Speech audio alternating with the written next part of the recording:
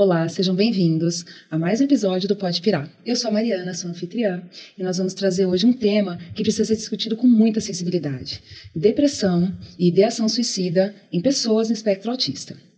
Estamos no Setembro Amarelo, que é o mês dedicado à prevenção do suicídio e saúde mental, e isso vai tornar a nossa conversa ainda mais relevante.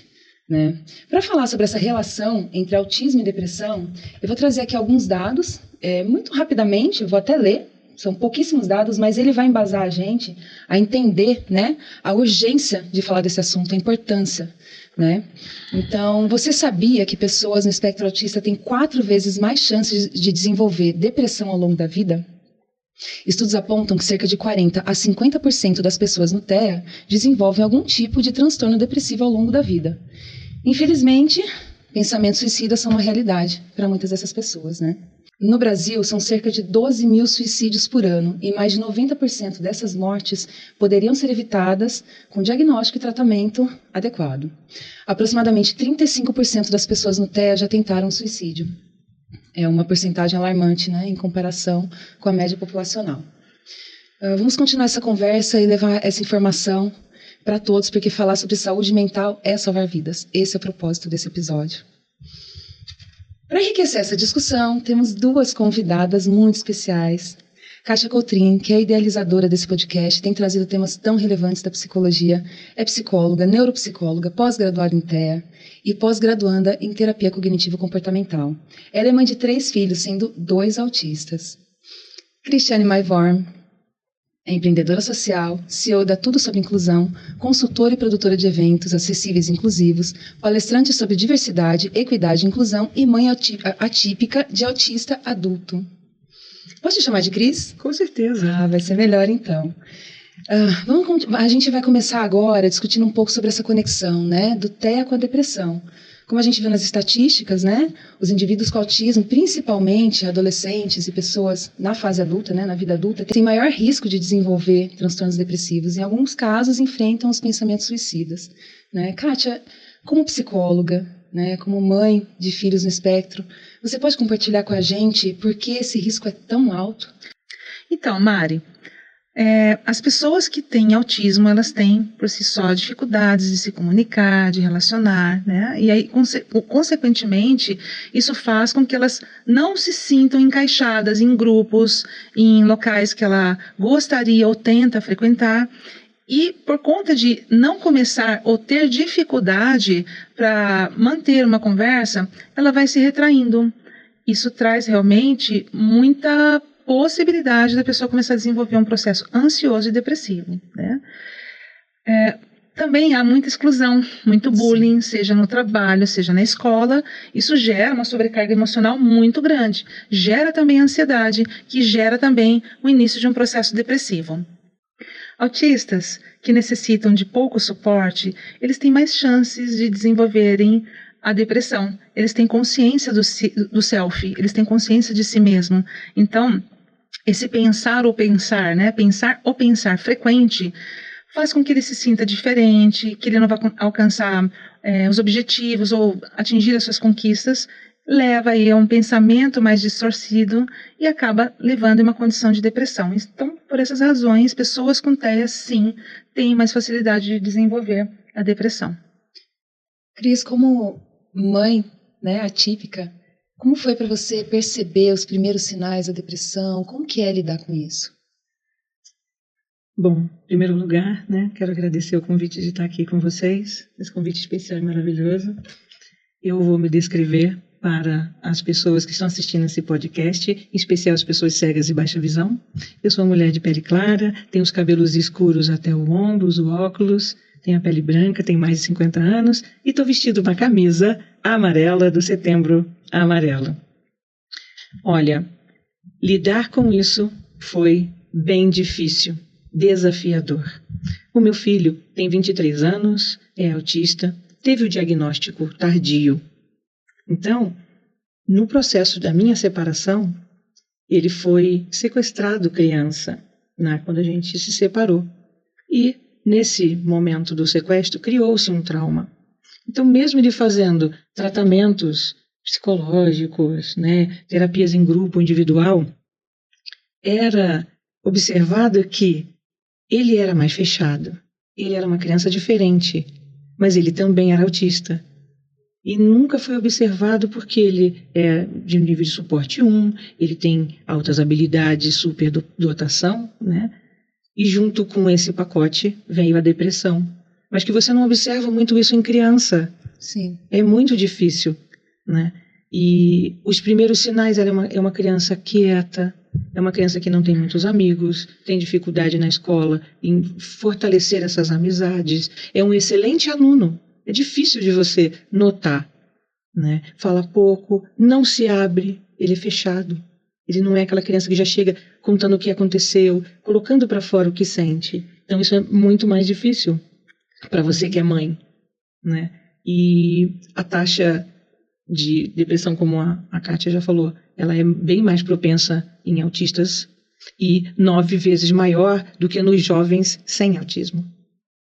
Só que quando você está nesse mundo, nesse universo, porque o Vitor tem 23 anos hoje, né?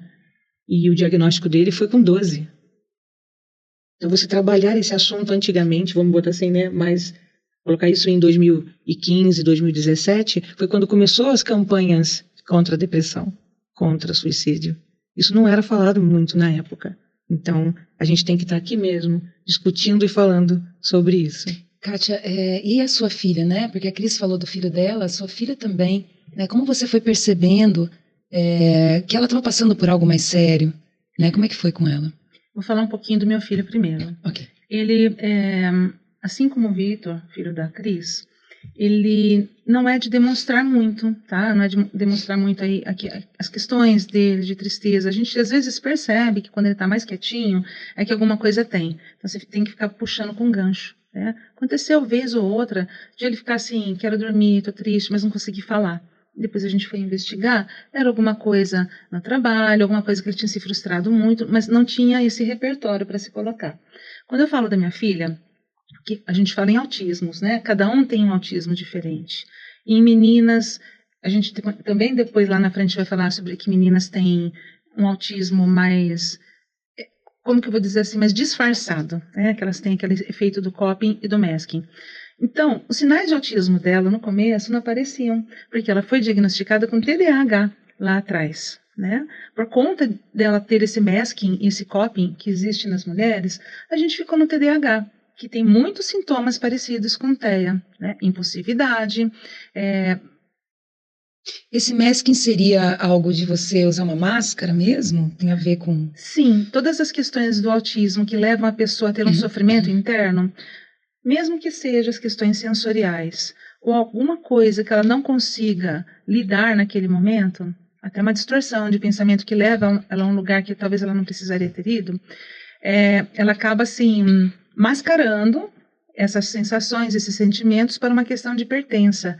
E com isso vem o coping, né? Aquela amiguinha, aquele amiguinho, estão fazendo isso, está dando certo. Aquela amiguinha começou a namorar. Isso é mais frequente nas meninas? Muito mais frequente nas meninas.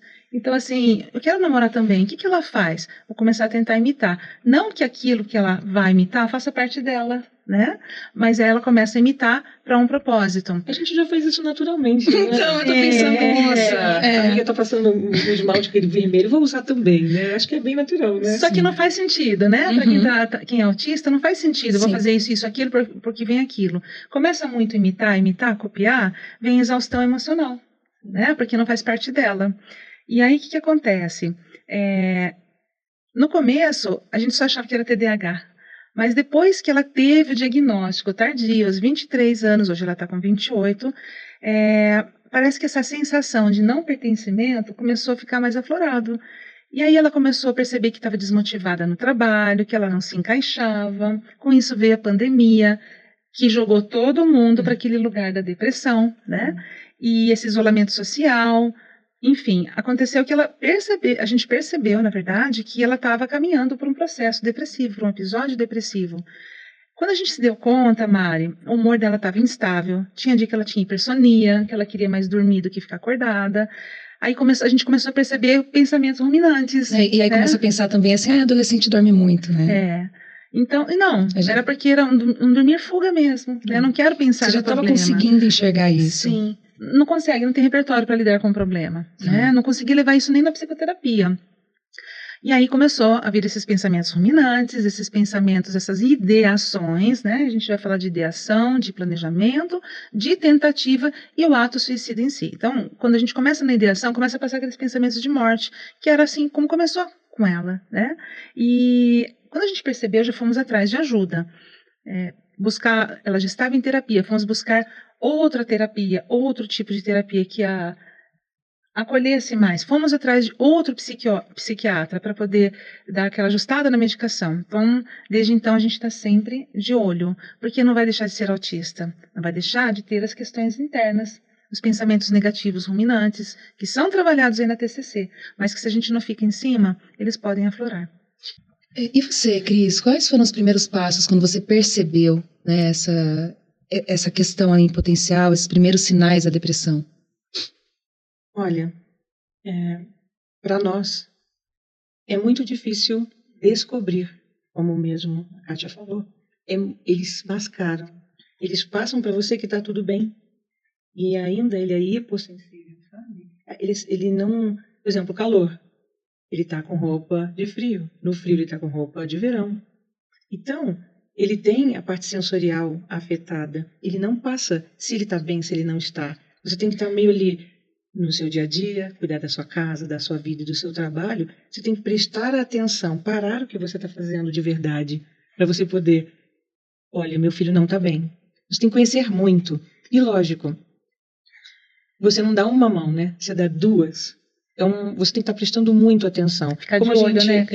Como a gente está aqui, né, com essa fitinha, hoje nós temos as fitas de quebra-cabeça, nós temos o cordão de girassol, que identifica que aquela pessoa tem ou uma condição rara de saúde, ou ela é neurodivergente, ou as outras comorbidades e direitos, né, do uso. Nós, como mães, não vem quando você tem um filho autista, preste atenção se acontece isso. Não vem uma bula, né? Não vem uma cartilha para você saber. Você vai vivenciando no dia a dia, né, Cris? Inclusive, quero até deixar registrado aqui, que quando eu soube que o meu filho era autista, eu trabalhava com eventos, trabalhava com comunidades e pessoas com síndromes raras. Quando falaram, olha, o seu filho tem alguma coisa de síndrome de Asperger, para mim foi tão inovador que eu não sabia o que era isso. E foi assim que eu conheci a Kátia, num evento no mês da conscientização do autismo. Isso, foi uma feira aberta de exposição. Né? E aí eu conheci a Kátia. Ela foi a primeira mãe que me acolheu. Foi ali que eu comecei a descobrir o que vinha junto com aquele jovem, aquele adolescente. Então, para mim, foi um filho até os 11 anos, e dos 12 anos para frente, foi um novo aprendizado. Você conversar mais. E eu já sou uma pessoa brincalhona, né, de jogar, de brincar. Só que o meu filho sempre foi diferente. E, por conta de separação de pais, a gente tem um misto de confusão também. Aquele menino não é filho único, não tem um irmão para copiar, uma irmã para copiar.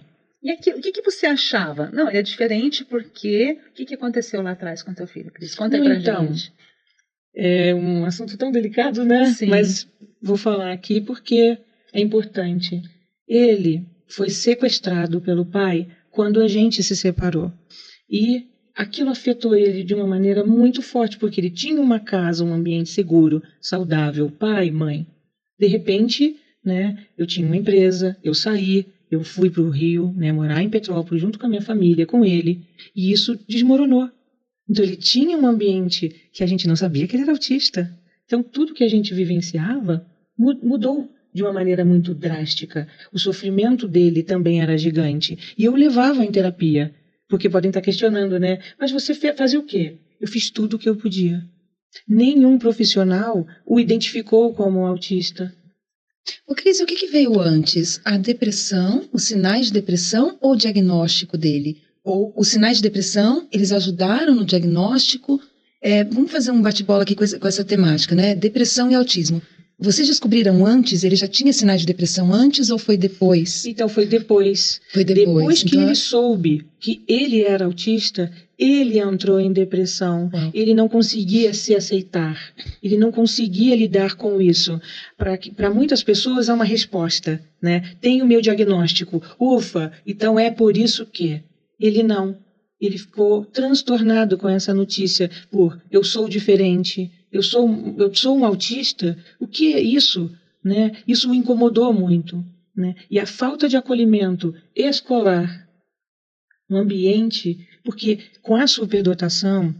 Ele tem, só falando, né, Cris? Além de autista, ele tem um outro ponto que é muito comum a ver, né? Autistas de altas habilidades. Existe a dupla excepcionalidade, que é superdotação e altas habilidades. Então, a pessoa com autismo, ela já tem uma forma diferente de se comunicar. Quando vem esse componente das altas habilidades e superdotação, às vezes a comunicação pode parecer até um tanto arrogante, quando ele não está sendo. Pode ser um tanto antipático, quando ele não está sendo, ele não está querendo ser, né, Cris? Mas isso tem o preconceito, mal visto pelos coleguinhas, pelos próprios professores, né? Quem que é esse garoto que está querendo saber mais do que eu? E às vezes sabia, né, Cris? É verdade. Corrigir até o professor, super chato. Para lidar com isso tudo, né, Cris? Como que se faz, né, Cris, sobre isso? É muito difícil, porque a gente não é. Né? Aí que tá, uma coisa que ele me posicionou. Eu sou autista, você não é. Você é a mãe do autista. A gente não sabe o que está passando dentro deles. E ele comentava, tem 1000 coisas acontecendo na minha cabeça ao mesmo tempo, um misto de sentimentos. Eu não sei lidar com amor, com a tristeza, com o frio, com o calor. Eu não sei o que está acontecendo. E dentro de casa, ele era e é uma pessoa alegre, ele é uma pessoa educada, ele é calmo, ele não é uma pessoa agressiva. Então, assim, ele, perante as pessoas, ele tem um comportamento ótimo. Saiu da porta para fora, ele tem que se adaptar à sociedade, ao barulho, ao estresse. O convívio dele social, ele é completamente diferente. Então, quem conhece ele dentro de casa, num ambiente seguro, né, não fala que ele tem depressão, porque ele está sorrindo, ele está bem, mas ele mesmo fala. Nós temos que levar a vida de uma maneira mais sossegada, mas tem que resolver, não vai mudar, né? Porém, isso tudo veio com uma coisa muito triste, muito chata, e que a gente não sabia que o sofrimento dele era tão grande. Meu filho tentou suicídio 2 vezes. Né? Ele saiu da ideação que a gente nota, né? Essa vida, como é difícil, eu não queria ser autista, eu nem queria estar aqui, que droga de vida. Isso é uma reclamação que a gente faz. Né? Minha mãe é uma mulher incrível, foi uma mulher adotada, sofreu muito, também passou por isso. E eu aqui nesse programa vou contar, eu também. Então isso é uma coisa que parece que também passa, que muita gente que está assistindo esse programa já pensou nisso também. Como acabar com a minha dor? Com a finitude, com a morte. Com a morte tudo acaba. E a dor vai acabar. Sim. Né? Que a gente chega num desespero tão profundo, tão grande, a dor. Né? E ele, em 2017, ele saiu para ir para a padaria, comprar um pão que a gente ia receber visitas em casa. Mas antes ele teve um planejamento. Sim. Ele foi comprar. Isso. Aí vem a questão. A loja vendeu veneno para um jovem e é proibido, né? Então, essas coisas também a gente tem que observar, falando sobre isso. Olha a mochila do seu filho, o que ele carrega, o que ele está fazendo, por que ele está diferente hoje, por que ele está mais quieto hoje. Ele já é quieto, já é fechado, ele foi tomar banho. Gente, você tem que olhar as coisas do seu filho, seja para qualquer coisa, porque ele não vai te contar. Você está no seu dia a dia, você tem que se preocupar com você, com a sua vida, com as suas coisas. Mas nós, mães atípicas, nós temos essa obrigação também de chegar e olhar as coisas, o que eles estão fazendo, o que eles estão lendo, com quem eles estão conversando. Cris, esse negócio de ficar sempre de olho é muito importante. Eu vejo, às vezes, muitas mães, Mari, cansadas, né? Nossa, ele já está adulto, eu já fiz tudo o que eu podia fazer por ele, agora ele é um homem feito, tudo que eu podia já fiz, agora ele segue a vida. Não, ele não vai deixar de ser autista porque virou adulto. Embora tenha já muita facilidade, muita independência, autonomia, tem as questões de autista, né? Sim. Que se você não olhar perto, pode acontecer algo que a gente não espera. Então, sim, precisa desse apoio emocional sempre, porque ele nunca vai deixar de ser autista. Né? Claro que você não precisa exagerar, pegar na mãozinha. Não é isso. Já sabe, já trabalha, sabe pegar um ônibus, tudo. Mas as questões internas, que fica sem condição de colocar para fora, até mesmo para o processo terapêutico, às vezes não consegue pôr para fora. Ele não se abre com ninguém. Não se abre. Eu nunca tive uma devolutiva. E, por exemplo, no momento que ele tomou o veneno, né, tomou 3 sacos de veneno com uma garrafa de água. Ele caiu na calçada. A gente morava aqui em Campinas, né? Então, ele caiu, ali começou a passar mal. É um lugar que tem várias pessoas que usam drogas e ele estava sendo tratado como mais um que toma droga e ninguém acudiu. Convulsionou, né? Ele convulsionou. Antes disso, ele conseguiu, passando mal, ainda bem, né, que a gente tem amigos e pessoas que a gente conhece, a gente morava aqui no centro da cidade, e ele chegou numa loja e falou, por favor, avisa ali no restaurante, fala com a Kate, chama ela. O dono desse lugar conhecia ela e ligou lá. E a Kate, a enfermeira, foi acudi-lo. E antes disso tinha uma médica que deixou ele de lado, para ele não aspirar. O Vitor Hugo, infelizmente, foi deitado pela equipe, né? Não tinha SAMU no dia para atendê-lo. Ele foi... até isso a gente tem que falar sobre isso, né? Quando a pessoa passar mal, você nunca deixa ela deitada com a barriga para cima, é sempre de lado. Ele aspirou, foi para o pulmão, e eu estava trabalhando, ela me ligou, eu vim correndo. Quando eu cheguei na ambulância, ele teve 2 paradas cardiorrespiratórias. Chegou lá aqui no Hospital Mário Gatti, né?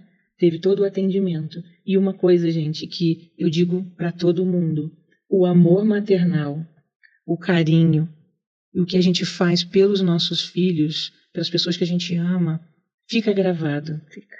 Quando ele estava deitado na sala de observação, como a Ana era enfermeira e conhecia muita gente lá. Quem que é a Ana? A Ana foi a pessoa que ia em casa para tomar café, que ele desceu para buscar o pão. Você vê? Ele foi comprar um pão, aproveitou para fazer o ato. Né? Já estava planejado, Cris. Ele já ia fazer isso. Ele já planejou comprando veneno, ele já estava ali, agora eu vou em tal lugar e faço tal coisa. Que eu falar, que eles vão me pedir, né, quando eu for sair, eu vou fazer. Então, estava tudo bem. Ele tirou a roupa do varal, ele almoçou com a gente, e a Ana estava chegando para tomar café. Né? A Ana trabalhava no hospital e deixou que eu entrasse. O que eu quero dizer para vocês sobre a fé e o amor que a gente passa é... Quando eu cheguei, ele estava deitado, né? Sem a camisa, né? Sendo tratado pela equipe médica.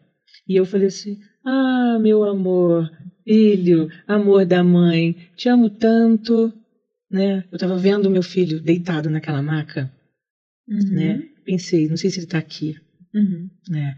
E aquele momento único, ele levantou da maca e falou, mãe, e deitou. A médica falou assim, ele está super dopado. Não era para ele, eu nunca vi isso. Então, o que eu quero dizer com isso? Né? Que a depressão, ela está naquela pessoa, mas a gente não está vendo. Mas então, por isso, esse podcast, começar a conscientizar, falar sobre esse assunto sempre com essa campanha, é hiper necessário, principalmente entre nós, mães atípicas. As mães atípicas são verdadeiras heroínas, né? Não, então, todas as mães... Todas são. Eu sou mãe de um menino, um adolescente, ele é típico, né, que se fala, não atípico. E assim, eu já... todos os momentos da minha vida, eu acordo pensando nele, na segurança dele, na alimentação dele, na vida dele. E eu ouço você falando, Cris, você, Kátia, falando, eu não faria diferente se eu fosse mãe atípica. Eu também eu buscaria todas as ferramentas, né, para desenvolver meu filho, para dar qualidade de vida, para dar muito amor. Mas o quanto é uma luta em glória, né? Como ele mesmo falou para você, que clareza ele falar para você, eu sou autista, mãe.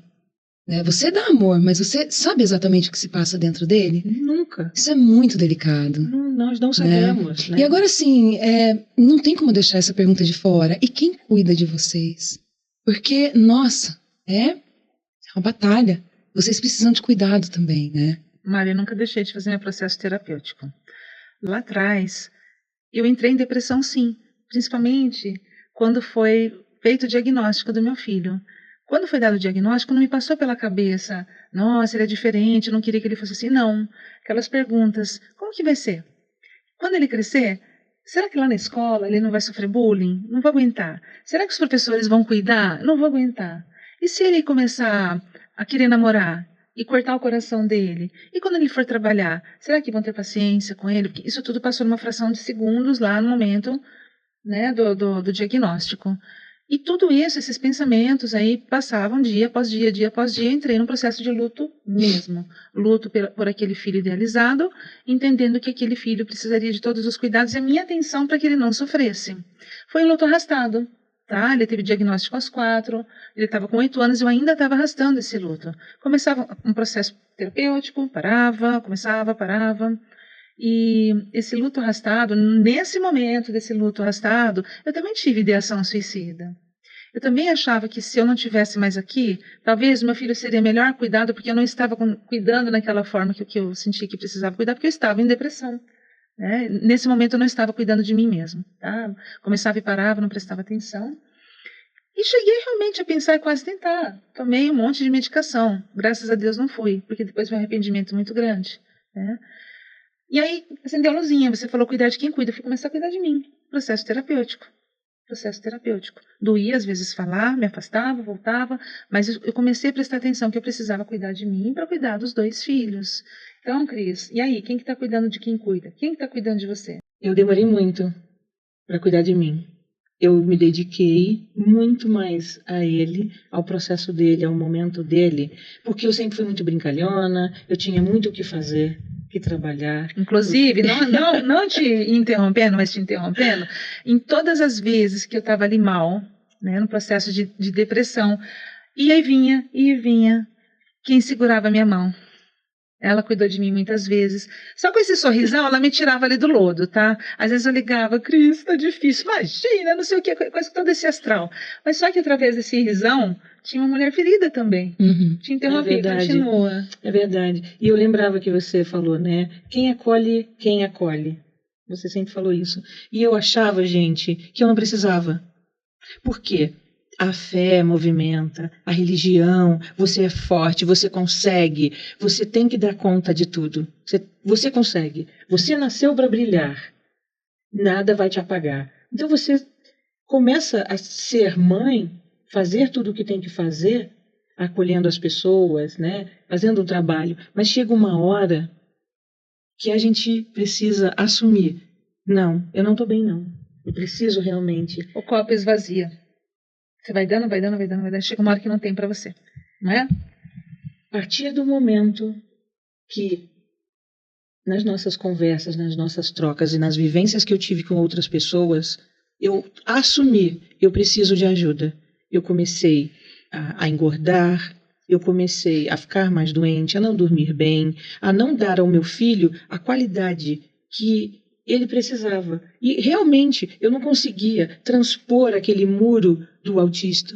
Eu não conseguia sentir o que precisava. E eu falei, quer saber? Vou dar espaço para ele, porque também a gente sufoca com o nosso amor. A gente quer responder por eles, a gente quer não deixar que ele... Olha, a gente está muito barulho, vou abaixar aqui. Então, assim, eu sempre troquei os móveis de lugar. Eu não sabia que ele era autista. Eu não criei um filho com aba, com tratamentos. O Vitor Hugo não teve isso. Ele teve uma educação como que todo mundo conhece. Né? Ele não teve nenhuma educação inclusiva. Certo? Então, eu tinha também que entender aquele homem. Né? Hoje ele tem 23 anos, ele é um homem, ele sabe o que ele quer, ele trabalha, ele é técnico, ele foi para a faculdade, sentiu muita dificuldade na faculdade. Ele não conseguiu concluir. E nós também temos conhecimento de que muitos autistas não terminam a faculdade porque não tem apoio psicopedagógico nas faculdades. Não que eles não consigam, mas é um sofrimento interno muito grande. A minha filha fez faculdade, Cris. Ela concluiu, fez faculdade de artes visuais, mas em todo o tempo que ela esteve frequentando, a partir do 1º semestre, ela falava, eu não estou dando conta. Não estou dando conta na van, eu não estou dando conta na classe, eu não estou dando conta...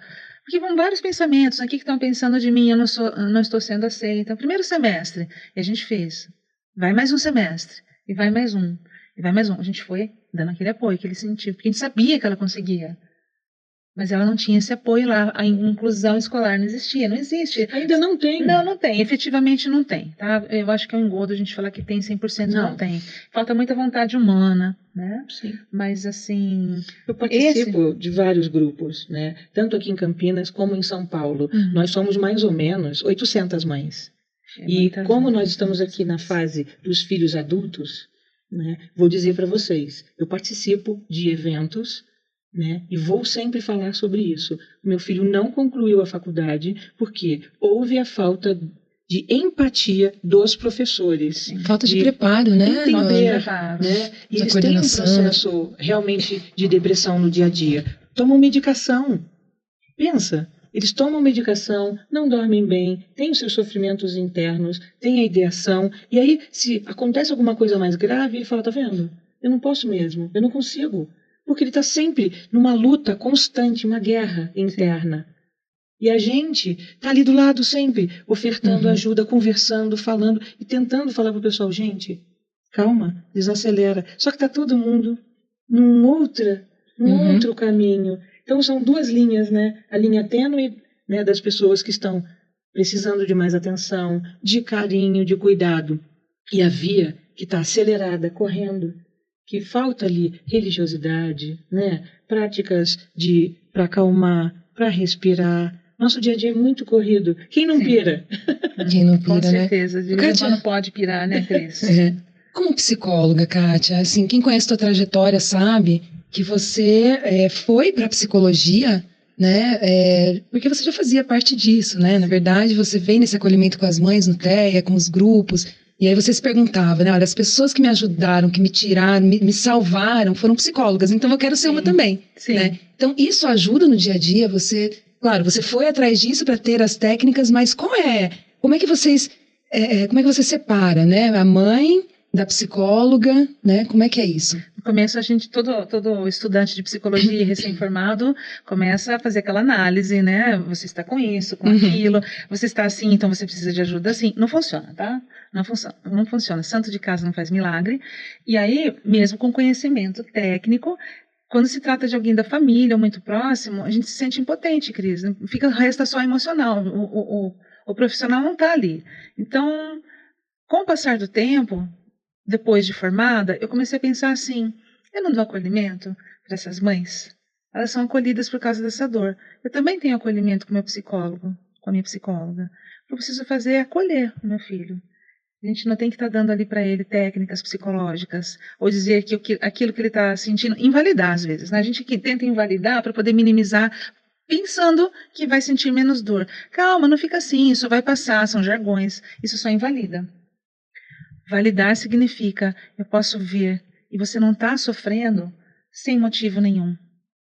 Mas vamos juntas aí tentar arrumar uma solução. Vem cá, deixa eu te dar um abraço, está tudo bem, vai ficar tudo bem. E naquele choro que vem da sua filha, você fala, puxa vida, consegui chegar perto do coração dela. Né?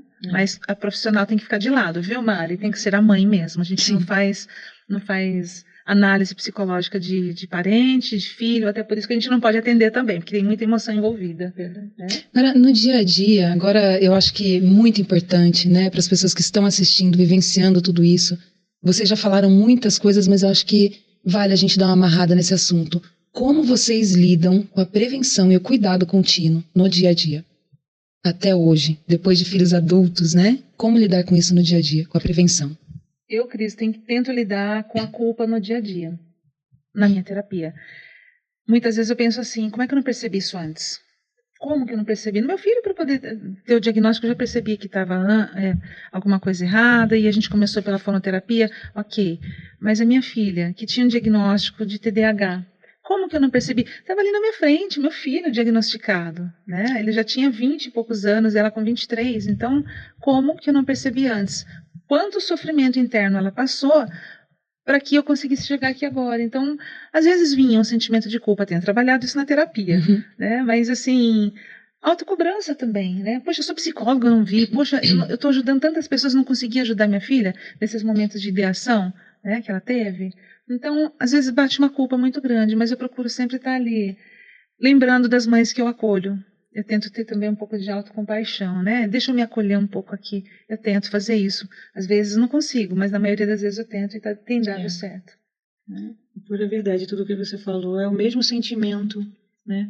Poxa, passar por tudo isso, né? E depois ele ainda mais para frente, depois com o trabalho da faculdade, com esse momento no mundo adulto, novamente ele pegou remédios e tomou uma quantidade grande de medicação. E aí você fala, poxa, de novo, e ele avisou, né? Nessa vez ele avisou, olha, quero me despedir, né? Não quero mais dar trabalho, porque é terapia, é sair, eu quero que vocês vivam uma vida melhor sem se preocupar comigo. Sendo que eles não sabem que não é uma preocupação, é amor. Mas para eles estão atrapalhando a gente, Sim. né? Eles estão causando uma dor. E ao contrário, falei, você é amado, você é querido, você faz parte da nossa vida, você é meu melhor amigo. Então, a prevenção, a gente conversa muito, né, para situar ele na nossa vida, a importância que ele tem com a gente, para nós, para a nossa família, para os avós. Né? O Tiago, meu sobrinho, morava com a gente. Então ele ficou 8 anos, fez faculdade, né? Agora ele está em Petrópolis, mas eles tinham uma idade bem aproximada. E você vê, mesmo com a convivência junto, né? A gente conversa bastante, jogo de tabuleiro, tá aí uma dica. Senta, começa a jogar e só ouve, porque nós mães temos a função de dar conselho, de dar exemplo. Só que às vezes eles não querem isso. Então eu mudei. Eu aprendi a escutar mais. Sim. Então quando ele começa a se abrir, é um momento mágico, né? Eu fico quieta, aí vou escutando o que ele está falando. E sai muita coisa, né, Cris? E se você se recolhe e fica aquele vazio, ele começa a soltar e se abrir. E agora, quando ele conversa, ele chora. Ele não fazia isso. Então, ele também mudou. Ele também entendeu um pouco sobre o processo da vida, da continuidade, da importância que ele tem na nossa vida. Então, conversar, sentar em família. Aquele momento do café da manhã, do jantar, que está todo mundo junto, sentado ali, brincando, você pode fazer uma sondagem, fazer perguntas abertas, né? Como você está se sentindo hoje? E você? Como você está? E você, Mari? Qual a novidade que você traz de ontem, de hoje? Sim, e uma coisa que eu reparei esse mês, gente, que eu nunca tinha pensado. O meu filho nunca foi convidado para uma festa de aniversário numa escola, de nenhum amigo. Triste, né? E eu sempre escondi isso, né? Então, eles são pessoas de poucos amigos. O melhor amigo dele é o filho dela.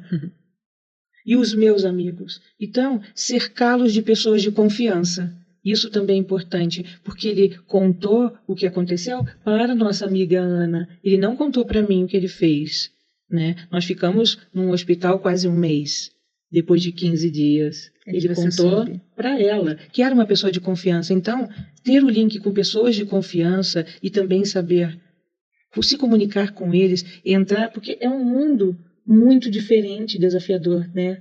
Sim. Você consegue conversar e já extrair o que precisa? Não. A gente tem que ir, né? Caminhando. Inclusive, quando você fala aproveitar esses momentos, a gente em casa tenta aproveitar o momento do café da manhã e do final do dia. Todo mundo está saindo correndo para trabalhar, então às vezes eu levanto mais cedo do que eu precisava para ter aquele momento de conversar com meu marido, com meu filho, com minha filha, e nesse momento a gente consegue extrair algumas coisas. Ou no fim do dia. Né? Geralmente, às vezes, estou atendendo no final do dia, em um intervalo em atendimento e outro eu vou lá, e aí, como é que tá? Tudo bem, né? Mas assim, uma coisa que eu comecei também a praticar, inclusive com meu marido, às vezes a gente só quer desabafar. E a pessoa da nossa família que nos ama muito, ela quer dar um conselho, dar um pitaco. Você não precisava fazer assim, você podia ter feito assim. Que leva a gente para um julgamento, não é culpa da pessoa, tá? Que está querendo dar um conselho. Então a gente tem um combinado, viu, Mari? A gente tem esse combinado, Cris. Olha, eu quero falar com você, eu quero desabafar uma coisa, mas eu vou falar sobre mim e não é sobre você. Então o que eu falar para você não é para te chatear. É sobre mim. E outra, não quero ouvir conselho agora. Você pode só me ouvir? Quando um sinaliza para o outro assim, a gente consegue ter uma abertura maior. Em todas as relações, né? Quando a gente se comunica bem, consegue sinalizar para o outro, é importantíssimo. Só que em casa, como todo mundo quer ajudar, dar pitaco e tudo mais, tem essa regrinha, mas você não falou que você só queria que eu ouvisse. Então tá bom, agora eu falo, eu só quero que você ouça. É sobre mim, não é sobre você. Porque às vezes a pessoa vem falar algo que está sentindo, a gente toma aquilo como sendo, nossa, você está me culpando. E não, a pessoa só está falando. Sim. Né? E nessas horas a gente consegue ter uma relação boa de conversa. Bom, então a gente agora começa a encaminhar para o fim, mas uma parte que eu gosto tanto e que é de falar, né? A gente pede para os convidados trazerem uma frase, uma letra de música, uma frase pessoal, né, que tenha criado, autoral, ou uma frase célebre, o que for, que faça sentido com essa conversa de hoje. Eu queria ouvir de vocês o que vocês trouxeram. Eu deixar a Cris falar primeiro, que ela é convidada. Então vai. Lembrando que é o Setembro Verde, de visibilidade e luta dos direitos das pessoas com deficiência. Também Setembro Azul, que é a campanha, tá, nacional da comunidade surda. O Setembro Amarelo, essa data incrível que a gente tem, essas campanhas pela vida.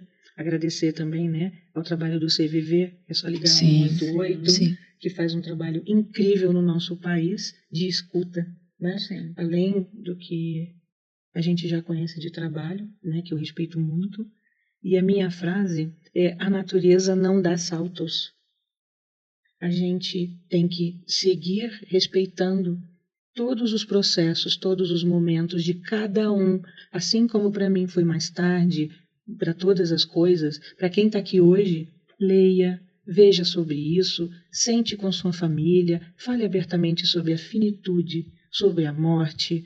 E a gente tem esse conceito da nossa cultura em não falar disso, né? E a gente precisa falar sobre isso. Então, a natureza não dá saltos, mas nós somos capazes de transformar e modular as coisas para o bem.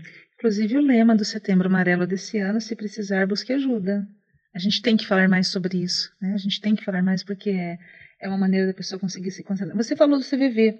Queria falar, viu, Mari, que o CVV ajudou minha filha recentemente. Ela estava em constante ideação e chegou um momento em que ela estava bem mal mesmo. E quando ela ligou para o CVV, depois ela me falou: isso me segurou, porque dessa vez eu achei que eu ia.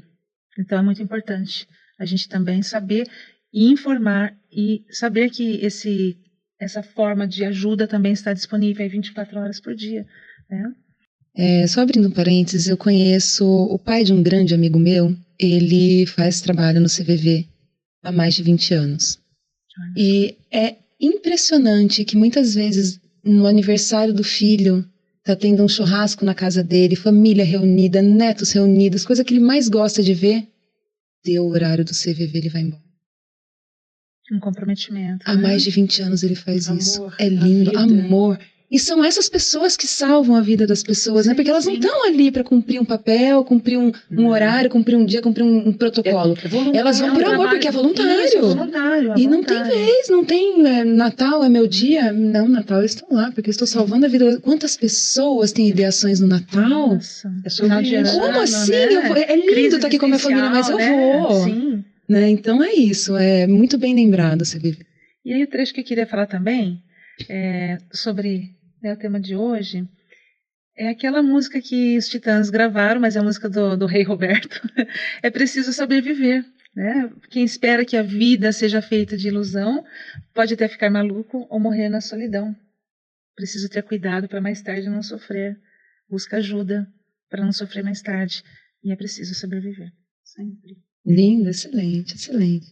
Nossa, Kátia, Cris, muito obrigada pela generosidade, principalmente em compartilhar questões tão íntimas, né? O propósito de hoje é sim salvar vidas, sim, né? E vocês fizeram isso com maestria, abrindo a própria vida de vocês.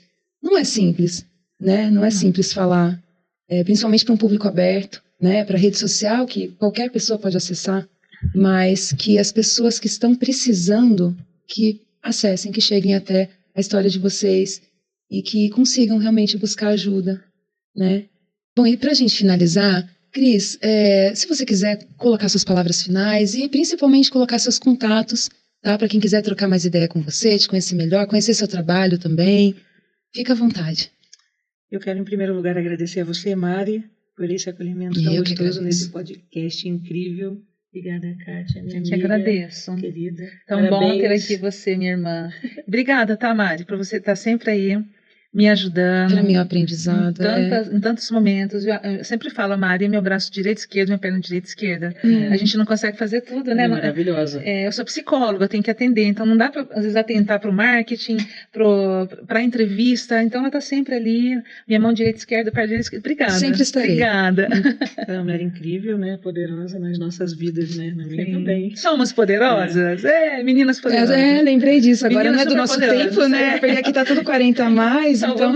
Mas minha sobrinha gostava dessas meninas. Por isso que eu quero agradecer, né, por esse momento, e eu espero que todas as pessoas que estão aqui nesse podcast, que qualquer palavra, qualquer frase, tudo que a gente tenha falado sirva de instrumento, ferramenta, para que vocês nunca esqueçam que o amor é a força, é a ferramenta mais poderosa que a gente tem no universo. Seja o que você for fazer, se você coloca amor na educação, no trabalho, no que você for investir, ele vai ser verdadeiro.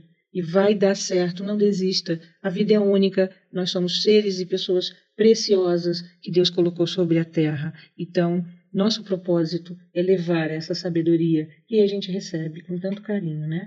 Os meus contatos,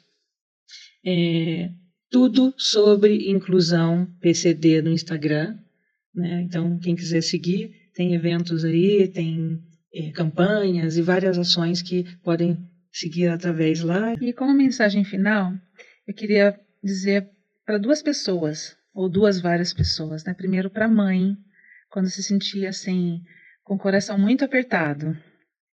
Isso vai passar. Quando você perceber que seu filho está precisando muito de você, e você percebe que ele não vê ajuda, abraça seu filho ou sua filha, muito apertado, e fala ali, coração com coração. Isso vai passar também. Né?